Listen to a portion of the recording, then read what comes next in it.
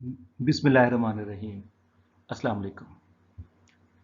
Our next topic is traveling electromagnetic waves and Maxwell's equations.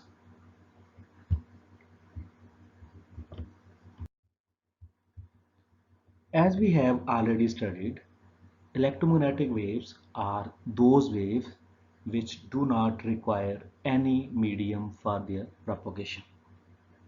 Also, we said that electromagnetic waves consists of changing electric fields and magnetic fields, and these electric fields and magnetic fields are perpendicular to each other. The cross product of electric field and magnetic field gives us the speed of the electromagnetic waves. Like this, we said this is electric field, suppose, and this is magnetic field directed along positive z-axis. And if we take cross product E cross B, this becomes the velocity of the electromagnetic waves. And velocity is denoted by c, speed of light. So electric field vector, if rotated towards magnetic field vector, we get c, that is speed of light. Electric field and magnetic field are always perpendicular to the direction in which the wave is traveling. So electromagnetic waves is a transfer wave. Transfer wave, we know such waves in which the particles of the medium, here electric field and magnetic fields, move in a direction perpendicular to the direction of propagation of wave. Electric field is always perpendicular to magnetic field. The cross product of E and B gives us the direction in which the wave is moving. The field always vary sinusoidally. दोनों electric field जो होती हैं, electric field और magnetic field sinusoidally very करती हैं, just like transfer wave with same frequency and in phase with each other. The electric field, the electric wave component of electromagnetic waves, electromagnetic wave का जो electric field का component होगा, इसको हम लिख सकते हैं E is equal to E is equal to E not या E M लिखते हैं इसको, E M साइन, क्योंकि ये साइनोसॉइडली वेरी करती है, साइन के एक्स माइनस ओमेगा टी, के X minus omega T. This is electric field component of electromagnetic wave. This is called equation number 1. Remember this one, equation number 1. Here E is the electric field, Em is the amplitude of electric field. Em is the amplitude of electric field, and K is the angular wave number, and omega is the angular frequency. This is the electric field component. Also, magnetic field component can also be written as B is equal to B naught या BM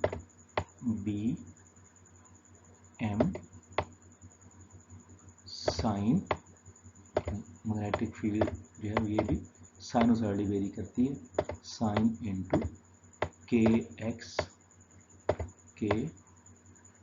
x minus omega T. ये दोनों याद रखिएगा. This is our equation number 2. This is equation number 2, and here Bm is the amplitude of magnetic field, omega is the angular frequency, and K is the wave number.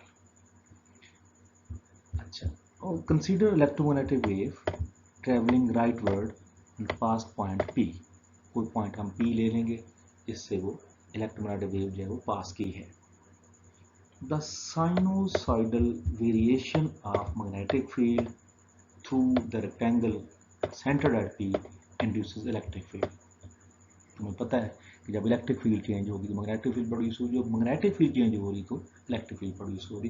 तो हमने suppose किया है कि जब वेरिएशन आई magnetic field में B में, तो उसने इलेक्ट्रिक फील्ड जो है वो इंड्यूस की है along the rectangle. At this instant, B is decreasing in magnitude and induced electric field is therefore greater in magnitude on the right hand side of the rectangle than on the left side. ये अगली figure देखिएगा, ये ज़्यादा clear हो जाएगा। ये यहाँ बात हो रही है कि जब इलेक्ट्रिक फील्ड है इसकी मैग्नीट्यूड चेंज हुई तो इसने मैग्नेटिक फील्ड की मैग्नीट्यूड चेंज हुई तो इसने इलेक्ट्रिक फील्ड प्रोड्यूस की। यहाँ पे इलेक्ट्रिक फील्ड जो है वो ई है, यहाँ पे ई प्लस डी ई है। हम जानते हैं कि जब इलेक्ट्रिक फील्ड जो है वो जब मैग्नेटिक फील्ड चेंज होती है तो इलेक्ट्रिक फील्ड प्रोड्यूस होती है, और वो इलेक्ट्रिक फील्ड जो है वो अपने काज को अपोज करती है according to Lenz's law. So in this on this left side electric field is E, and on right hand side electric field is E plus DE. ये दोनों इंड्यूस इलेक्ट्रिक फील्ड्स हैं और वो चेंज हुई due to magnetic field. ये हमने एक rectangle ली है, ये रेक्टेंगल ली है कि जब इलेक्ट्रोमैग्नेटिक वेव इस पॉइंट यहाँ पे इसका सेंटर ले लिया पी पॉइंट के ऊपर, ये रेक्टेंगल इसकी जो विड्थ है, ये इतनी विड्थ हमने डी एक्स ली है, और इसकी जो हाइट है, टोटल हाइट जो यहाँ से लेके यहाँ तक, यहाँ लेके यहाँ हाइट जो है वो एच ली है, ये एच हाइट है। अब ये हमने पॉइंट पी लिया कि जब इलेक्ट्रोमैग्नेटिक वेव यहाँ से गुजरी होगी तो उसका इलेक्ट्रिक फील्ड भी मौजूद है, यहाँ पे मैग्नेटिक फील्ड भी मौजूद है। तो मैग्नेटिक फील्ड जो है ये और इलेक्ट्रिक फील्ड जो है अपवर्ड, तो इलेक्ट्रिक फील्ड सपोज जब इधर ई थी तो इधर ई प्लस डी ई है, मतलब इलेक्ट्रिक फील्ड कंपोनेंट में इजाफा हुआ है, क्योंकि मैग्नेटिक फील्ड में कमी वाक़ होगी। जब एक फील्ड कम होती है दूसरी चीज़ बढ़ती है। तो ये बात हमने कही है कि इलेक्ट्रिक फील्ड जो है वो इसके अंदर प्रोड्यूस हुई है। The dashed rectangle which is fixed at point P on the x-axis lying in the xy plane. तो ये जो रेक्टेंगल है ये xy प्लेन में मौजूद है कि ये इसका एक जो साइड है या एक उसकी जो ये साइड x है और ये वाली y है, इसमें और ये xy प्लेन के अंदर ये मौजूद है। ये वाला y एक्सिस है और ये वाला x एक्सिस है, तो ये xy जो है ये इसका प्लेन कहलाता है इस रेक्टेंगल का, जिसकी विड्थ dx और हाइट जो है वो h है। The magnetic flux through the rectangle changes, क्योंकि मैग्नेटिक फील्ड चेंज हो रही मीन मैग्नेटिक फ्लक्स चेंज हो रहा है, मैग्नेटिक फ्लक्स चेंज हो रहा है through the rectangle changes when electromagnetic wave moves towards right. इस तरह जब इलेक्ट्रोमैग्नेटिक वेव गुजरेगी तो उस वक्त इस रेक्टेंगल में से, इस सरफेस में से फ्लक्स बदलेगा, मैग्नेटिक फ्लक्स चेंज होगा, तो फैराडेज लॉ के मुताबिक ईएमएफ इंड्यूस होती है। तो ईएमएफ जो इंड्यूस होगी वो राइट साइड पे E प्लस डी ई हो गई। The induced electric field appears throughout the region of the rectangle according to Faraday's law of electromagnetic induction. We take E and E plus DE to be induced fields along the two sides of the rectangle. Okay, left और right side के ऊपर ये हमारी electric fields है। These induced electric fields are in fact the electrical components of the electromagnetic waves. Consider the induced electric fields at the instant when magnetic component is passing through the rectangle. Okay, ये बात हमने कही कि अब P point से जब magnetic component जो है वो गुजरा है तो वहाँ पे इलेक्ट्रिक फील्ड जो है वो इंड्यूस हुई है। Just then the magnetic field through the rectangular points in the positive z direction, उसकी डायरेक्शन पॉजिटिव z डायरेक्शन है मैग्नेटिक फील्ड की, and is decreasing in magnitude, and is decreasing in magnitude. The magnetic flux through the rectangle is decreasing. अब जब magnetic field decrease हो रही है magnitude में, इसका मतलब magnetic flux decrease हो रहा है, because magnetic field is decreasing. This change in magnetic flux is opposed by induced electric field. Electric क्योंकि इसको इंक्रीज करने की कोशिश करेगी लेंज़ लॉ के मुताबिक, तो इसलिए this change in magnetic flux is opposed by induced electric field. जो इलेक्ट्रिक फील्ड इंड्यूस होगी उस पॉइंट के ऊपर, पी पॉइंट के ऊपर, वो इस मैग्नेटिक फ्लक्स को वो अपोज करेगी, उसको बढ़ाने की कोशिश करती है according to Lenz law. according to Faraday's law, which produces magnetic field V in the positive z direction. Thus, this in turn means if we imagine the boundary of the rectangle to be conducting loop, suppose अगर हम कहते हैं कि ये जो loop है ये एक वायर है, एक वायर से बनी हुई है, तो उस वक्त क्या होगा, हम जानते हैं ये सपोज एक वायर है जो, और इसमें करंट ऐसे फ्लो, इसमें मैग्नेटिक फील्ड यूँ इस तरफ है, तो राइट हैंड रूल के मुताबिक अगर मैग्नेटिक फील्ड की डायरेक्शन में हम आप अपना थंब ले जाएं तो जो फिंगर्स होंगी वो इस तरह कर्ल करेंगी, वो इस तरह एंटी क्लॉकवाइज में कर्ल करेंगी, इस तरह इलेक्ट्रिक फील्ड यूँ करंट प्रोड्यूस हो जाएगा एंटी क्लॉकवाइज में या काउंटर क्लॉकवाइज में. Counter clockwise induce current would have to appear in it according to Lenz law. This is of course, there is of course no connecting loop. तो ये हमारे पास, हमने तो सिर्फ एक इमेजिनरी एक रेक्टेंगल ली थी ना, असल में वो तो एक कंडक्टिंग पाथ नहीं है. But this analysis shows that the induced electric field vector E and E plus DE are induced or indeed oriented as shown in figure. क्योंकि वो इंड्यूस हुए हैं, ये तो हमने खुद शो किया ना यहाँ पे लूप लेके, लेकिन उसी तरह एक इलेक्ट्रिक फील्ड जो है वो इंड्यूस हुई है with the magnitude of E plus DE greater than that of E. Otherwise, the net induced electric field would not act counterclockwise around the rectangle. Let us now apply Faraday's law of electromagnetic induction counterclockwise around the rectangle. E plus dr. E plus dr is equal to minus d phi m by dt. Rate of change of magnetic flux is equal to induced EMF होता है, ये हम Faraday's law जानते हैं. तो closed integral E dot dr is equal to minus d phi by dt. There is no contribution of the integral from the top or bottom of the rectangle because क्यों, rectangle का ये जो side थी ये dx उसकी width थी and electric field जो है वो इस तरह थी, इलेक्ट्रिक फील्ड और दोनों आपस में परपेंडिकुलर हैं, दोनों आपस में परपेंडिकुलर थे. इसलिए हमने कहा कि बॉटम पे भी और टॉप पे भी, इस रेक्टेंगल के बॉटम पे भी और टॉप पे भी इंटीग्रल का यहाँ पे और यहाँ पे कोई कंट्रीब्यूशन नहीं है. The integral then has the value E plus D R. इस तरफ जो इलेक्ट्रिक फील्ड की वैल्यू E थी और इस तरफ वैल्यू जो थी वो E प्लस डी आर थी. सो हमने फाइनल वैल्यू जो है वो हमने इंटीग्रल में E plus D E into ये डी आर जो है एच के इक्वल आ जाएगा. तो ये जब इसको हम इंटीग्रल लेंगे तो इनका कंट्रीब्यूशन नहीं है इन साइडों को, टॉप और बॉटम, सिर्फ साइड का है, इसका और इसका. तो इधर इलेक्ट्रिक फील्ड ई और इधर ई प्लस डी ई. तो हमने क्या किया, E plus D E upper limit होगी E plus D E into H minus E H is equal minus D five by D T. E plus D E into H minus E H is equal to minus D by D T. ये five is equal to B A होता है, magnetic flux B D A, B into D A. जो area है वो इस rectangle का length into width D x into H, D x into H, ये H into D x, ये इसकी वैल्यू हमने डी ए की पुट की है.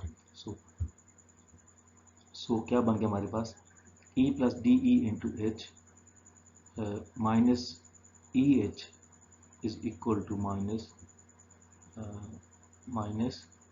D into B D A over D T.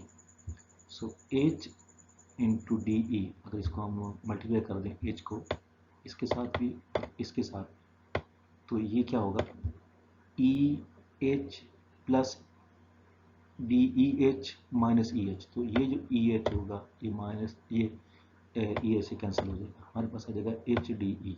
यहाँ पे H D E is equal minus D into B H D X over D T. So H D E is equal minus H D X D B by D T. H से फिर H दोबारा cut गया तो ये D x की जगह divide हो गया, तो हम लिख सकते हैं D E by D X is equal minus D B by D T.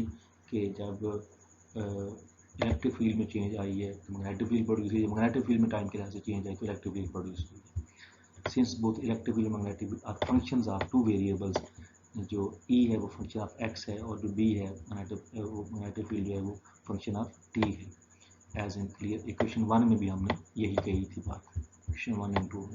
Therefore in evaluating dE by dx, अगर हम डेरिवेटिव लें E का with respect to x, we must assume that it is constant because figure is an instantaneous snapshot. Similarly, in evaluating dB by dt, we must assume that x is constant because we are dealing with the time rate of change of b at particular place. The derivative under these circumstances are partial derivatives. The above equations जो हमने पीछे पढ़ी हैं dE by dx को हम इसे partial E by partial x is equal minus partial b by partial t, या आप इसको curly E by curly x is equal minus curly b by curly t भी कह सकते हो। The minus sign in this equation is appropriate and necessary because electric field is increasing with x. Okay, वो E से E plus dx होगी थी, बड़ी थी at the side of the rectangle in figure, and B is decreasing with time. Put equation 1 and 2 we have.